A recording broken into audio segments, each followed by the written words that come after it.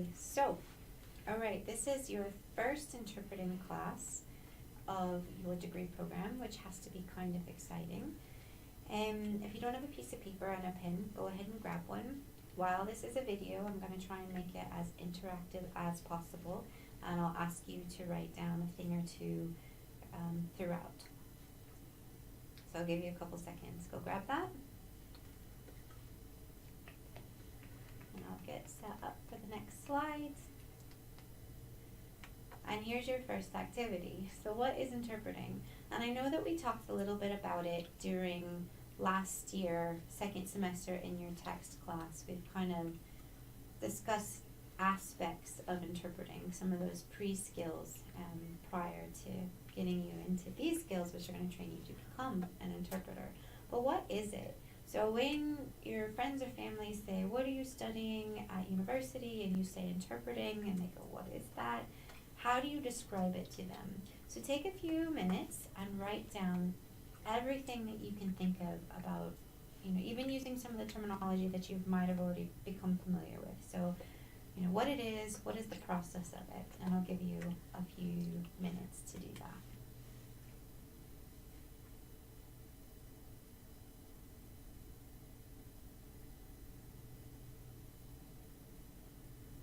So my hope is that in today's lecture, that you are going to be introduced to some of the key terminology of the professional discourse, of what interpreting is, so that you will be able to describe what you do.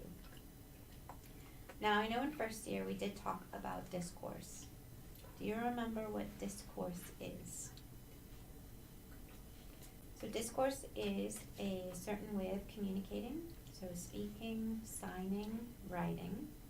And it's important to note that it's not just the notion of communicating, but it's communicating within that particular context. And if you want to watch a video to refresh what discourse is, to refresh you on what discourse is, I've added a link to this video, as long as the technology works. So, as I mentioned in this lecture, we're going to go through a series of terminology, and that's directly relevant to the interpreting field. And I want you to be able to develop your professional discourse to discuss the work that you do. And this is going to help you interact with your peers throughout the program, but also when you graduate, so that when you can talk to your future coworkers who aren't necessarily here at Heriot-Watt, and remember that discourse matters, and it's going to impact how people perceive you as a professional or not. So we're trying to give you the lingo to not only be able to walk the walk as an interpreter, but in this case to talk the talk, so to know what it is to be an interpreter. So the first key term, you've got source language and target language. So as you probably guessed, that the source language is the language that is being translated from. So that's the original language. So if somebody was interpreting this particular lecture, the source language would be English, and then the target language would be the language that it's being interpreted into. So if we had a BSL interpreter, the target language in this sense would be BSL. So because most of you have the combination of English and BSL, unless you're in the Lent program, so then you might have additional language combinations that you're working with. Most of the language combinations that you're going to be working with at Heriot-Watt while you're here are English and BSL. So one of the source language will either be English or British Sign Language, and then the target language will either be English or British Sign Language. For those of you who are studying an additional spoken language, you might end up practicing maybe between Spanish and British Sign Language. Not necessarily in these courses or in these classes, but eventually you'll have different mini conferences way up in fourth year, and in those you might be able to practice a little bit more with that other language combination. So that's your source language and your target language. And then you'll also actually, I'll just throw this in here, you'll sometimes hear source message and then target message. So that's the actual message that's being translated from or into, right? So what the person is saying and not just the language itself.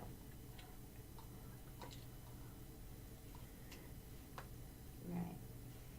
So, interpreting happens in a variety of settings, as you know, and we'll talk a lot about those settings today. And it can either be done where it's very much unidirectional or monodirectional or one way, or it can be dialogic or liaison, which is two ways. So you're working between both languages. Now, when you're working in a one-way direction, so as you can see on the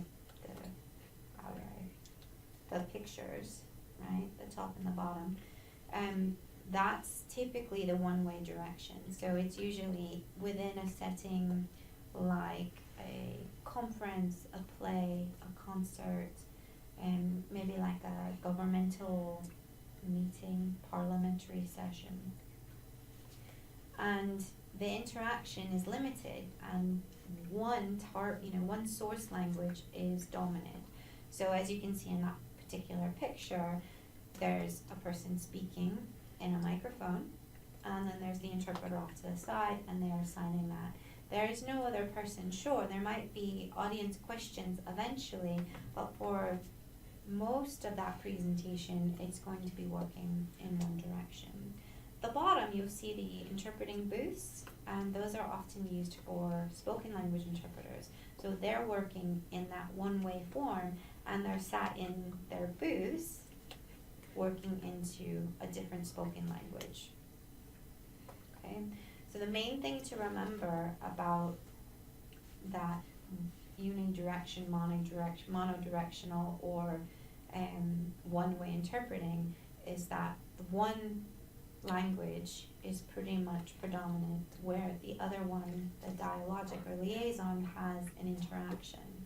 Okay, just so you know, often when sign language interpreters are working in the one-way interpreting setting, particularly when they're working into a sign language, they're doing what we often refer to as working platform.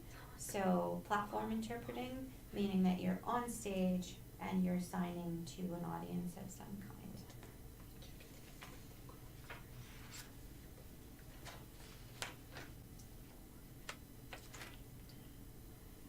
Now, when you are working into English, so let's say that a deaf person is on the stage giving a presentation, you are going to be on the microphone, okay? And we call that, again, working into English. A lot of people hear it as voiceover or voicing, but that's something that we need to steer away from, professionally speaking. It's definitely working into a language. So we're not a cartoon character, we're not doing animation, we are actually interpreting into that language. And so it's not voicing or voiceover. Now, and the other thing to mention is the dialogic liaison settings. So again, if one language isn't dominant, you probably have two people or a few more people in an interaction. So if you think about those interactive settings, such as doctors' offices or business meetings, parent-teacher meetings, those are the environments where you're working between those two languages more so, okay?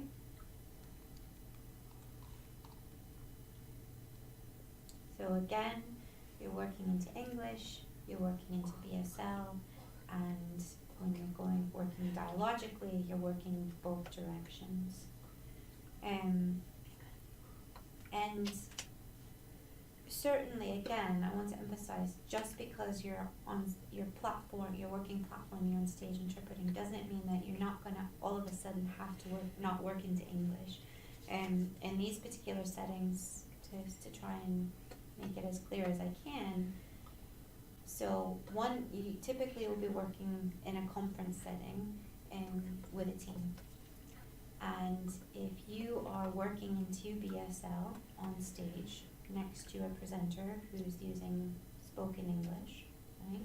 If someone from the audience does have a question and it's someone who signs, it's going to be really difficult for this person to get off stage, grab a microphone, and then interpret that. So that co-worker, the other interpreter who's not on stage, will most likely be the one to grab the microphone and work into English. Work into English. So you're probably not doing both at the same time when you're working in this environment. It does happen where all of a sudden you've got the microphone and you have to kind of go with it. But usually if you are working in a platform type setting, you're on a stage and you're interpreting into BSL to the audience, you will just be doing that, right? Unless you kind of have to take up the slack for whatever situation arises, which we'll talk about later. Not necessarily today, but throughout the course. And also to mention that spoken language interpreters also use the terminology of working into a particular language. So they're working into French, or they're working into Spanish, they're working into their native tongue. And I recognize that a lot of the interpreters out there are still using that for working into English, that voiceover, which I mentioned. But interpreting is interpreting, and I think it's really important to have a shared professional discourse among interpreters, regardless if they're spoken or signed. And yes, there will be variation and things will change a bit depending on exactly what we're doing and how we're doing it and the modalities and whatnot. But at the same time, I think this process of working in and out of languages is an overlap. And so in order to talk about our work, I think it's really important that we use that language.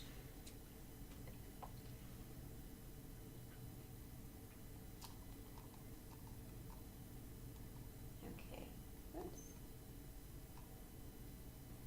So we have two modes of interpreting, and you can work consecutively or simultaneously.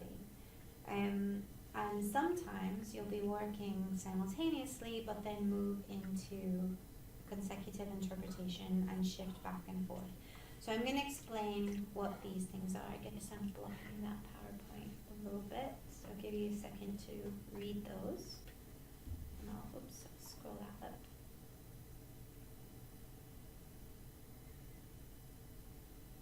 Okay, so when you're working, let's say, one way interpreting, either into English or British Sign Language, you're typically working, for the most part, simultaneously, right? So this means that you have a processing time, and processing time is, just really quick, is the amount of time to take in the source message, right? So listen to that source language, understand it, right? And then translate it into the target language, or interpret it into the target language. So while you're taking in a chunk, whether you're taking in a chunk or taking in a chunk, you're then processing it, and then you're delivering it, okay? So it's that time, and we'll talk a little bit more about processing time in a moment. So simultaneously doesn't mean necessarily at the exact same time, right? But it's at the same time. So it's a little bit, if you can see my hands. So you're not like following the person word for word. You're still a little bit back, but you're following them and working that out. So simultaneous though does mean that there are two languages occurring simultaneously. Where they're at in the process is something we'll talk about in a minute. But again, it's like when you've gone to see a lecture, right, or you've been here and the lecture is being delivered in BSL and the interpreters are working into English, and you can see the BSL and you can hear the English at the same time, right? So that's what that means to work simultaneously. Now, the consecutive interpreting is when you're actually listening or receiving an entire chunk of information. The source language then stops. That message is then translated or delivered, okay? So consecutive is taking, it's almost more like turn taking, okay? So one person communicates, I understand it, hold on a second, understand it, deliver that language into the target language, or interpret that language in the target language. This person wants to respond, they tell me what they're saying, got it, and then we bring it back. So you can kind of see in the diagram, I don't know if you can see my mouse, but the simultaneous interpreting, and while this picture is definitely rooted towards spoken language interpreters, because you can see the little speech bubble and then the little headsets, if this person here was actually signing a deaf presenter, then this little speech bubble makes sense, and then all of the audience can hear the English interpretation from the BSL. And then obviously it could be vice versa, where there's somebody speaking, this person doesn't have the headsets, and they're producing a British Sign Language interpretation, and then these deaf people here don't have the headsets on, but they're watching the interpreter, okay? And then this consecutive interpreting image is, you've got, let's say, you've got two speakers, and you've got an interpreter, and then there's that turn taking going back and forth for the interchange. Okay?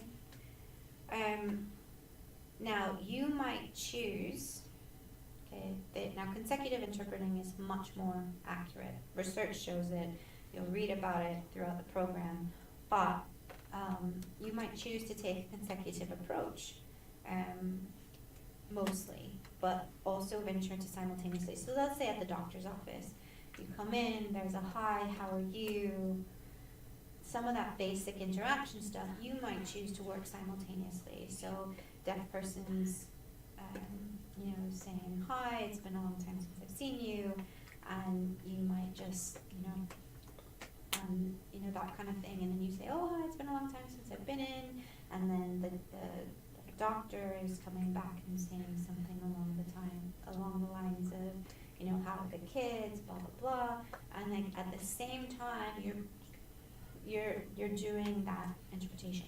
But once it gets into the nitty gritty of why they're there on the medical appointment, it might be like, I actually want to understand what this patient is saying or what this doctor is saying, and then relay the message because of accuracy. Okay. So your decision to go between the languages, it might be due to the technical language being used. It might be that you've never understood something like that before. It might be the sensitive nature of it, that you want to take it in and then deliver it. And it might be a strategy to balance power. And we'll discuss issues related to power and privilege throughout your time at Heriot-Watt, but it's something to kind of keep in the back of your mind, that an option, if you're seeing a power imbalance, might be, a consecutive interpretation might help balance that power. One thing to note really quickly is simultaneous interpreting. When you're doing that, it doesn't mean that you are not processing the information. So again, it just means it's a very active and intense cognitive process, because it's all happening at the same time and not so segmented. And throughout the second year, really, we will primarily focus on consecutive interpreting, and it's really not until about, I want to say, second semester, second year, week 7, week 8, that we actually start working simultaneously. All right.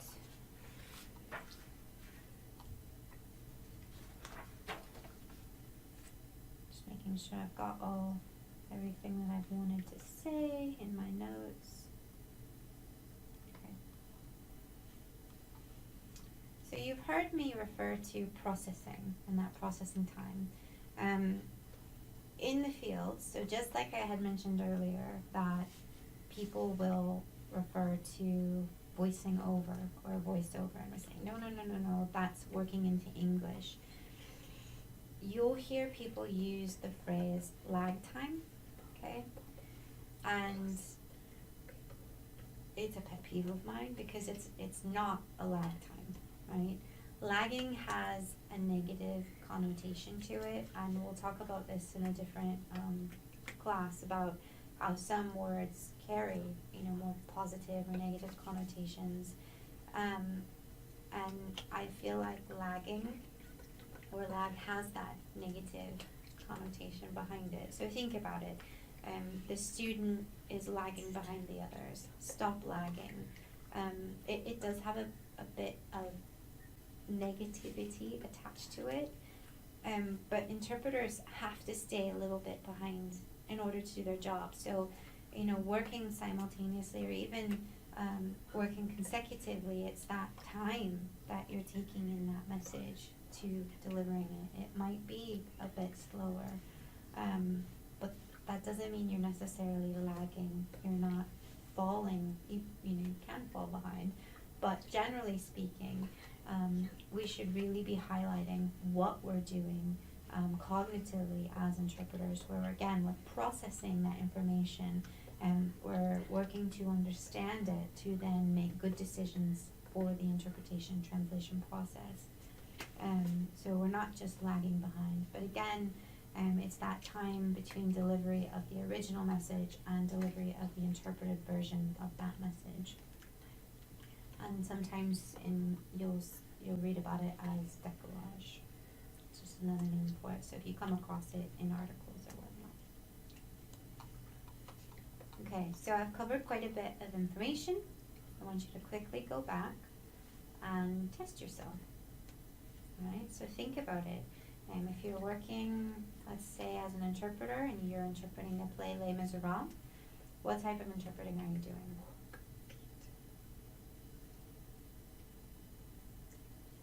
Why is it important for us to use phrases like working into English or working into BSL? Can you think about it?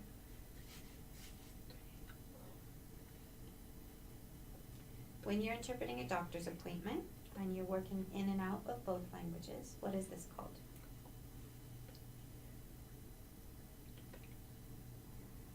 We talked about two different modes of interpreting. What are they?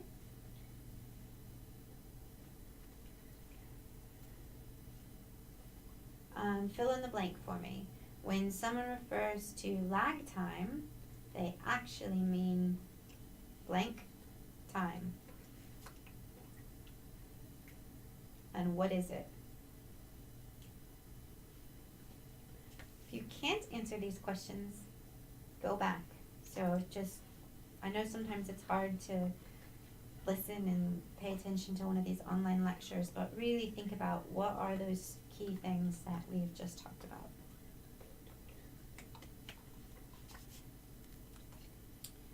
All right, so interpreters are delivering a service, right? So the people that they work with can be considered clients or consumers. You'll hear them interchangeably. There's different perspectives on whether they should be clients or consumers.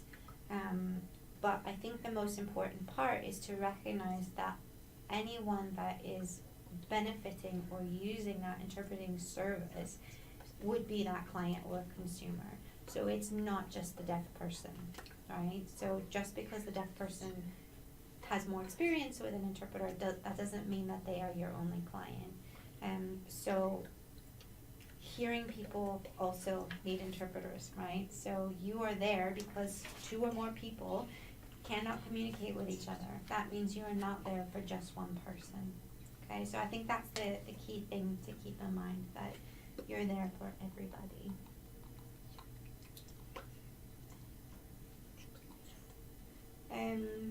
Interpreters work in a variety of settings. Have a quick think, what settings have you seen interpreters work in? Obviously education, because you've seen them working here, in higher education particularly. And then also think about what settings are you most interested in working with or working in. I'm sure some of you already have some ideas.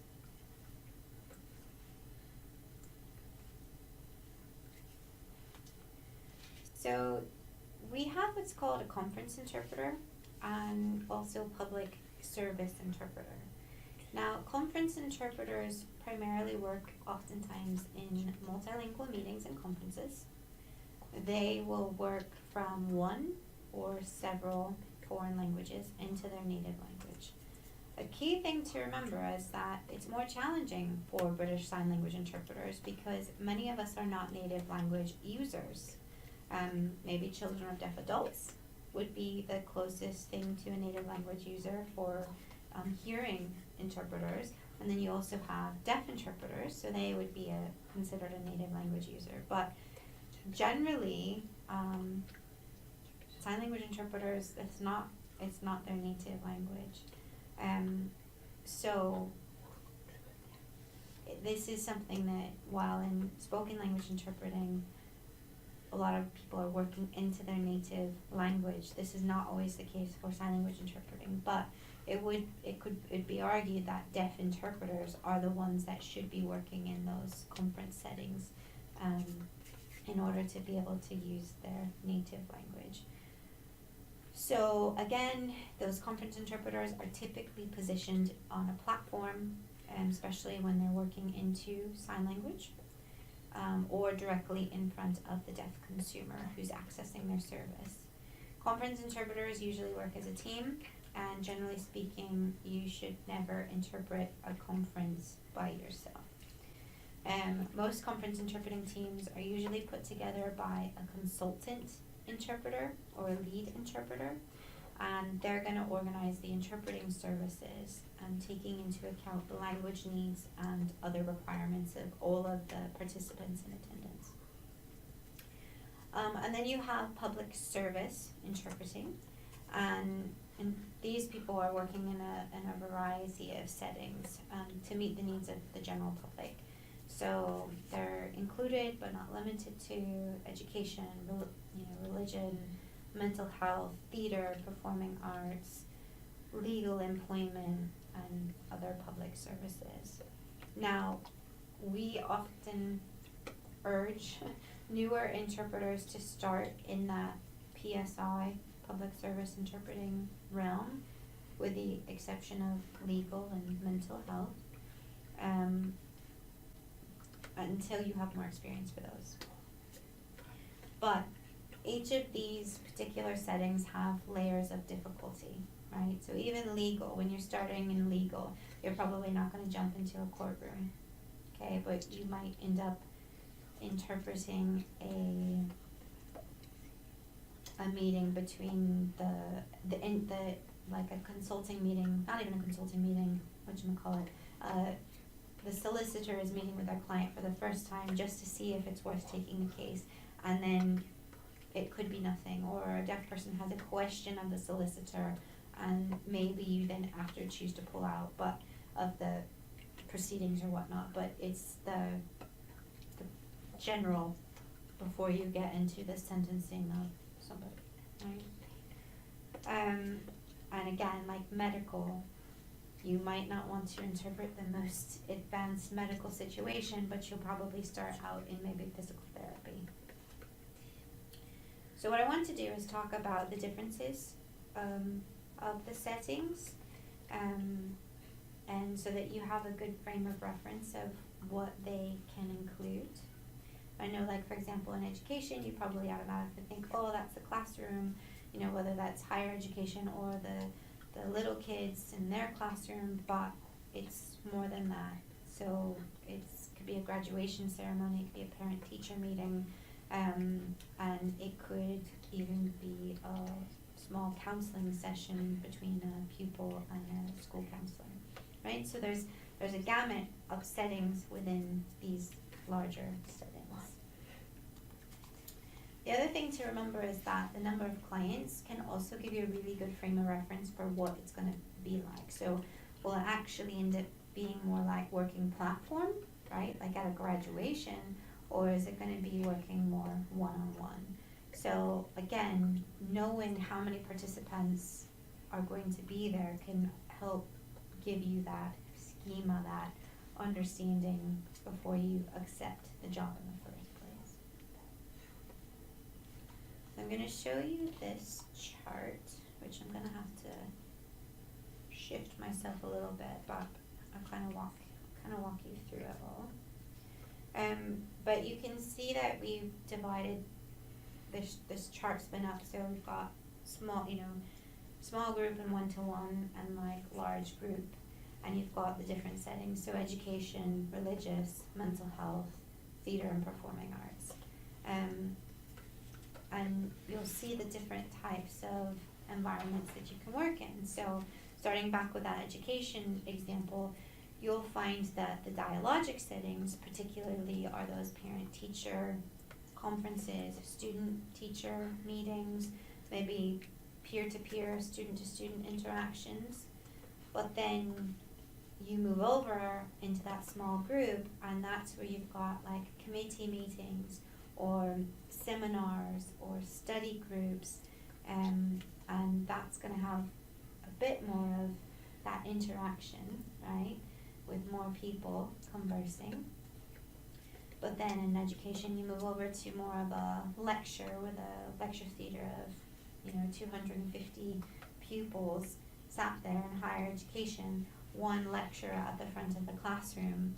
That again, that's going to limit the interaction within the context. And again, while you might have question and answer sessions, there's probably in this large group setting one language that is predominant. And I think it's really important to note that in all of these settings, that predominant language could be British Sign Language. So the educator could be deaf, and you could be the interpreter working into English to that large audience. Okay, so just keep that in mind. Don't automatically go, the teacher's going to be hearing, it'll be English, and therefore I'd be working into BSL in these environments. Religious settings, the next one on the list. So interpreting one-to-one might be appointments with religious leaders. It might be counseling, discussions with a funeral director, a wedding coordinator, that kind of thing. Moving over, to small groups, you might have a Bible study or small classes or a board meeting of those people within the religious entity. You might also have like faith-based support groups, so divorce care or addiction care, those kinds of things come up in churches. And within the larger settings, you definitely would have, the sermons, the weddings, bat mitzvahs, bar mitzvahs, different type of celebrations, etc. Now, again, mental health, something you steer away from for a few years while you get some initial experience, but that can go from a one-to-one counseling session. And again, there might be some overlap. You might be working in a school setting, and then all of a sudden, the school pupil is meeting a school counselor, and it's becoming more of a mental health area. So again, it might be a meeting with a psychologist or a counselor or a psychiatrist. These environments can be in a clinic, a hospital, or even a ward. And even, you might have in small group meetings here again, team meetings, group therapy sessions, art therapy, and a lot of times maybe, or even like small family interventions, right? And then larger group interpreting can be like move over this way, okay? So the lectures like on mental health, conferences, like a massive group setting where it might be like a large 12-step group with a lot of people, or conferences for professionals who work in mental health settings to go and learn for workshops. Let me check that. And the other thing to add here is in all of these settings that might have conferences attached to them, if you predominantly are working as a conference interpreter, let's say you've gone through your career, you've worked in a few different settings, not necessarily mental health, but now you're predominantly doing platform work and conference work. If there's a conference on mental health and you've never actually been in that setting, it might be something that is quite challenging for you. Theatre and performing arts. So again, that one-to-one can be something really small, like an audition or an interview, but then, or interactions between cast members. And then there might also be, for small groups, you've got rehearsal, cast meetings, discussions, that kind of thing, and then you have the actual performance, which, you know, you could be up on stage interpreting, or you could, off to the side, you could be an actor as well and embedded into the play, another thing we'll talk about way later. So there's different types of ways that large group or that is being interpreted for. And the other thing is, keep in mind, so currently in Scotland we've got the Royal Conservatoire, right? And the BSL degree, RCS. So just because you enjoy working in educational environments and higher education, if they say, hey, can you take this job over at, you know, in the RCS program, but you don't like acting or you have no experience in that domain, you might find it challenging. So keep in mind all of these can be a particular category, but still overlap does occur.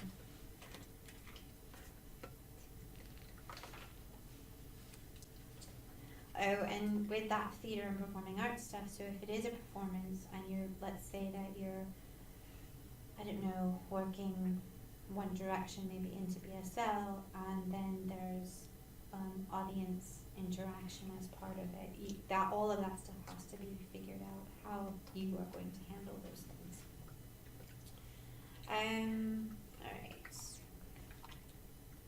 So next we've got medical settings. So you've got office visits, exams, consultations, and most of the time these are going to be one-to-one, and you probably won't have a team, and maybe there might be an extra family member in there, so two deaf, or one deaf, one hearing, and then another, like a doctor or consultant, and you're going to be managing that discourse. So under medical, for those small groups, it might be like smoking cessation classes, or parenting 101 groups, coping with cancer, that kind of type thing. And then some kind of support group can also, be a part of those small groups. And then you've got large medical conferences. So again, it's shifting into that more conference interpreting, more predominantly going to be one of the languages, and you can think about like promotion, like health promotions or health fairs, and obviously you can have a really big group setting or like an audience for conferences of kind, and then they might do roundtable discussions or breaks. So you might go into something thinking it's going to be a large group, and then it becomes small. And okay. So I'm going to skip legal because again, that's an area that you're going to avoid upon graduation. But employment, this is a setting that you will probably work quite a bit, especially because of access to work, and you've got time to really get to know the professional, right, and develop that relationship of, with the deaf person, what they do, get a really good sense of understanding for that. And again, you could be interpreting phone calls or small meetings. It could be a job interview with just one person, but then again, going into small group, it could be a job interview with a panel.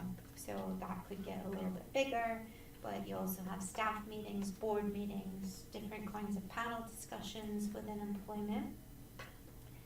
And then, you've got your larger group, which might be a big staff. Like, so within Heron Walk, so I have my section meetings with the BSL team, and then that gets bigger with our department meetings, and then our school meetings are much larger, right? So you can kind of think about that.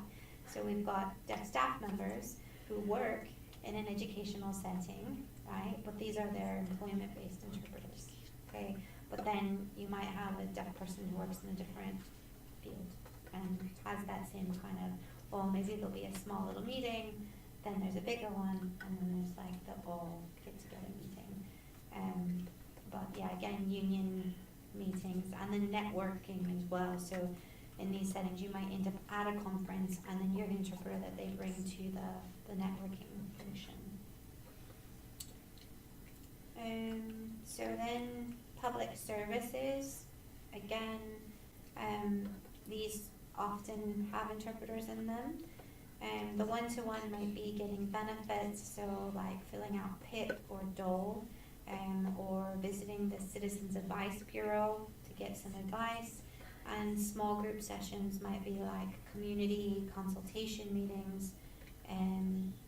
Think about with the BSL Act that has from 2015, and how that there was the national advisory groups, and those were smaller, relatively smaller but bigger discussion groups, and then it can go all the way to debates in Parliament having interpreters available, or even the national plan launch. That's another good example that happened. So,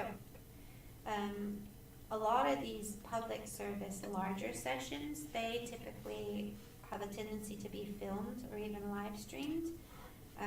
But yeah, so these are some of the settings. The dynamics in every single one of these settings change. It depends on who your participants are, who's deaf, who's hearing, how many deaf, what is the balance or imbalance between them, and how many of these hearing people also know sign language or have even met deaf people before. And yeah, so when you're working within them or thinking about them, it's important for you to start really unpacking what each setting can actually include. So not only do you understand the environment, but then you understand the topic, the setting, the discourse, how people communicate within those settings, and what the expectations people have of each other in those settings. So in the education, what expectation does a teacher have of a pupil, but then also between colleagues in an employment setting, what are the expectations of people on the team, or between the boss and the employees, and that kind of thing. Okay?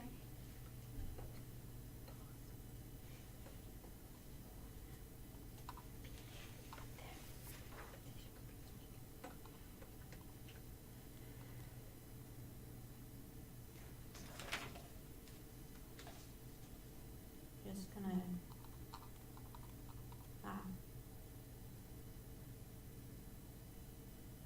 okay.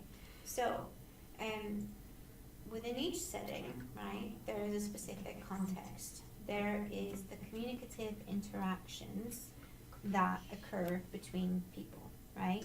So the environment, the participants, the relations between them, and the overarching purpose of the entire interaction will impact what's happening in the entire setting. So by understanding the context of the communicative act, you're going to be able to manage the interpreting process when it occurs. So before going or even accepting an assignment, you'll be able to go, okay, what have they asked me to do? What is the purpose of it? Who's going to be there? What do I think the relationships between these people are, even if it's more general? And you're going to be able to make better decisions the better frame of reference that you have. So you're developing a schema as to what could happen in these contexts. And the more that you know, the more that you predict that could happen, will reduce your cognitive load. And this is something I'll talk about more about, but remember, you're processing information, what's coming at you, whether it's through, seeing or hearing, and the more that you know, the more you don't have to try and figure out what's actually being said, right? So if you've actually been interviewed before, you've gone to an interview, you know better what to expect in that interview. So you'll have a frame of reference, a schema, again that word schema, of what will be like when you go to interpret that interview. You might be able to go, okay, in an interview they're going to say, who am I, what is my background, they're going to want to know my expertise, they might want to talk about my strengths and my weaknesses, so you kind of already have this frame. You can picture the desk and the person or the panel, and then the papers, the papers that are there with the CV and the resume and that kind of thing. And the people in the panel clearly work together. The person on the opposite side of the desk doesn't work with them but wants to. The goal is for the deaf person to get a job, to interview, to sell themselves. And the goal for the employer is to figure out who the best person is for the job that they're hiring for. Okay? But again, that knowledge of that communicative context is really important for interpreting.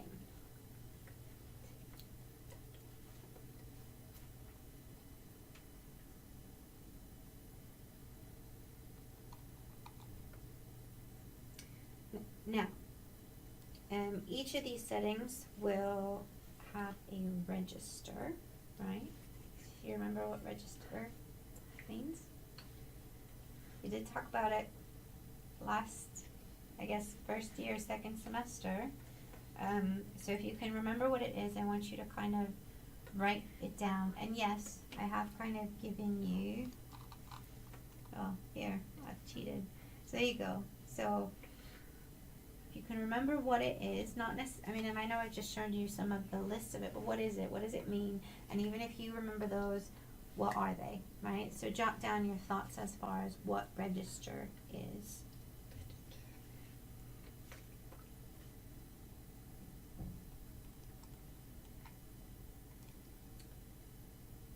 So register, to refresh your memory, is the scale of language in a particular setting, okay? So in a more formal setting, a speaker might be very articulate, okay? They might be using very complete sentences. And in an informal setting, the language may become more casual. They're not using the complete thoughts, sentences, and they might not even produce their language very clearly.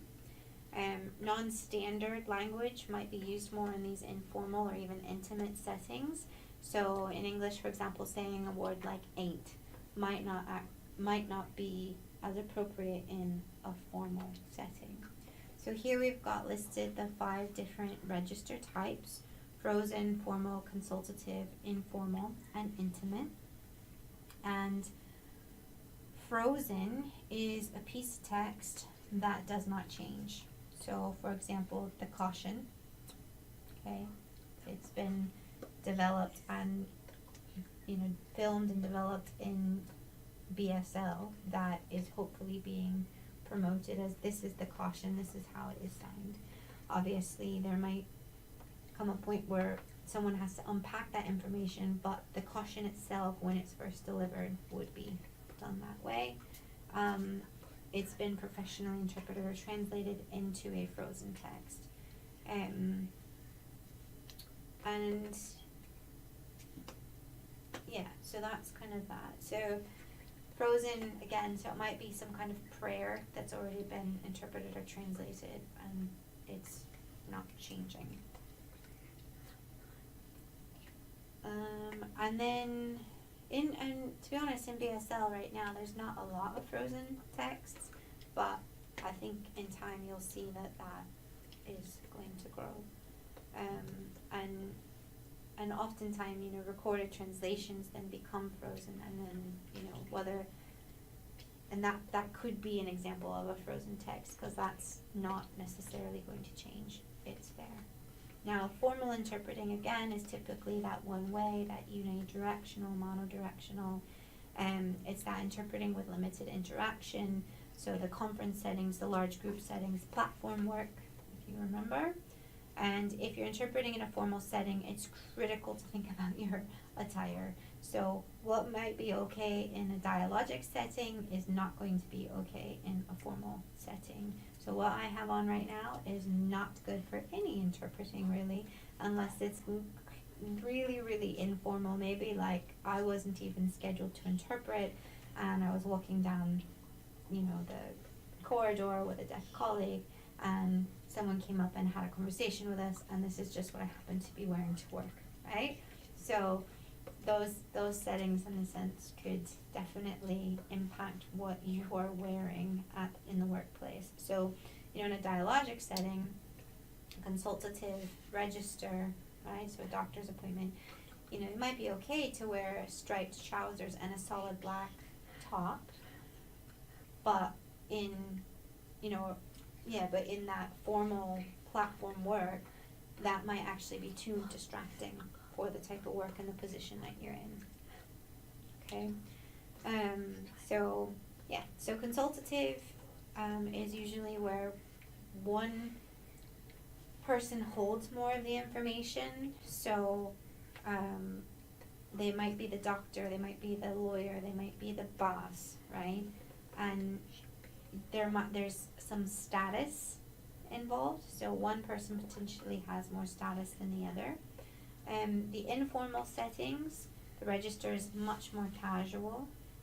There's the human factor, right? So,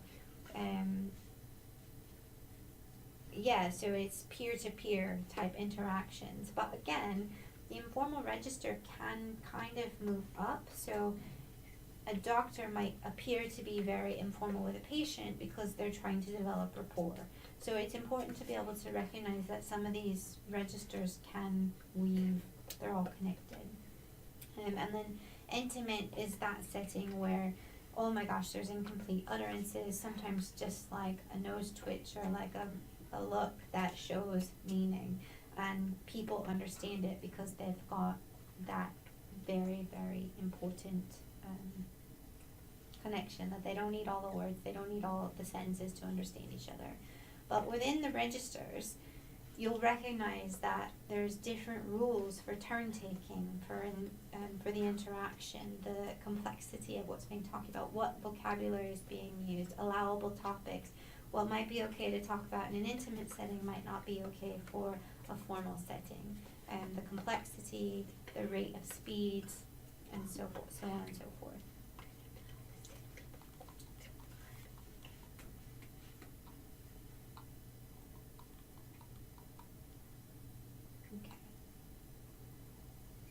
We also have what's referred to as high context and low context interactions.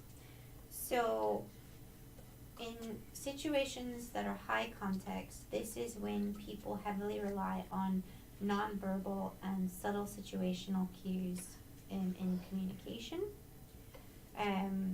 These situations could contain any register. They might seem more intimate, but are very formal in nature.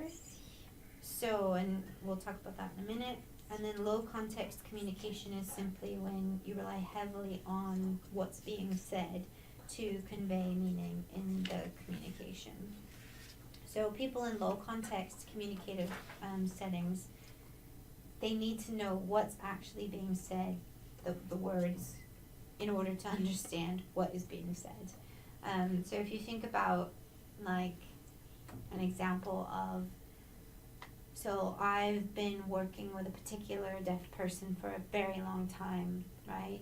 And through access to work, I work as his or her interpreter in their employment setting. And this particular person has a meeting externally, right? So that person and I have a very high context relationship. We're able to kind of figure out what's happening. And we might go meet a hearing person who has never heard of this person's business before, or doesn't know the government speak, right? Or doesn't even know how to work with an interpreter, or has never met a deaf person. So they're actually in a low context relationship with the dynamic, okay? So I couldn't just say coda and have that person understand, or the deaf person couldn't just say coda and then have that person understand. That would have to be unpacked a little bit. So a deaf person might sign coda, and then I might then choose in that interpretation to go child of deaf adults, trying to help make everybody understand the context, right? Because they don't have that understanding.